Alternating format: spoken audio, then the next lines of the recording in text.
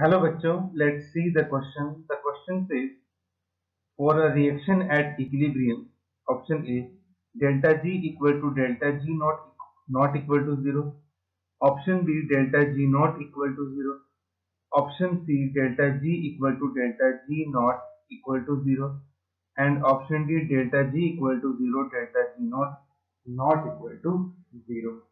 तो हमें ये बताना है कि इक्विलिब्रियम कंडीशन पे क्या हमारे पास रहता है. So first of all, we will write the key concept, and the key concept is equilibrium constant related to delta G as delta G equal to delta G naught plus RT ln K. यहाँ पे जो K हमारे पास है, K is called equilibrium constant. R हमारे पास होता है gas constant.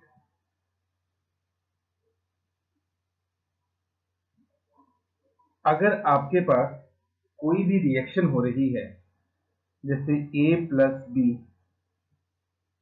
Change होता है C प्लस डी में, तो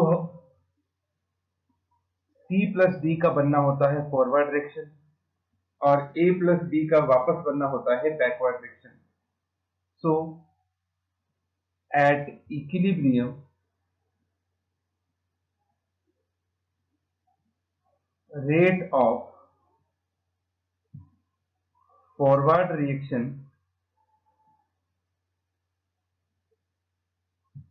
become equal to rate of backward reaction. तो इक्विलिब्रियम पे जितना स्पीड से हमारे पास फॉरवर्ड डायरेक्शन होती है, उतना ही स्पीड से हमारे पास बैकवर्ड डायरेक्शन होती है. फिर हम बात करेंगे डेल्टा जी की.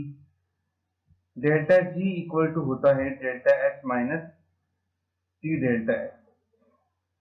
It is gives free energy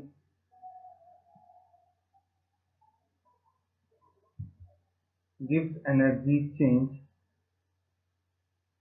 at any temperature and pressure. और डेल्टा जी नोट जो है हमारे पास, that is equal to delta H nought minus T delta S nought gives energy change at standard condition T equal to 298 kelvin and P equal to 180 है. तो जो delta G not हमारे पास होता है वो होता है gives energy change at standard condition, और स्टैंडर्ड कंडीशन हमारे पास कितनी होती है, P equal to 298 and P equal to 180. और डेल्टा जी जो है वो किसी भी टेम्परेचर और प्रेशर पे हमारे पास डेल्टा जी की वैल्यू होती है. अब जब हमारे पास इक्विलिब्रियम आ जाता है, इक्विलिब्रियम पे क्योंकि rate of forward direction and rate of backward direction equal हो जाता है, उसकी वजह से गिब्स फ्री एनर्जी में हमारे पास कोई भी चेंज नहीं आता. तो इक्विलिब्रियम कंडीशन पे डेल्टा जी की वैल्यू क्या हो जाती है, जीरो हो जाती है. अब अगर हम इसको इक्वेशन नंबर 1 बोल दें, तो फ्रॉम इक्वेशन 1 इक्विलिब्रियम पे डेल्टा जी की वैल्यू क्या होगी, जीरो. तो delta G note plus R T ln के बचा हमारे पास.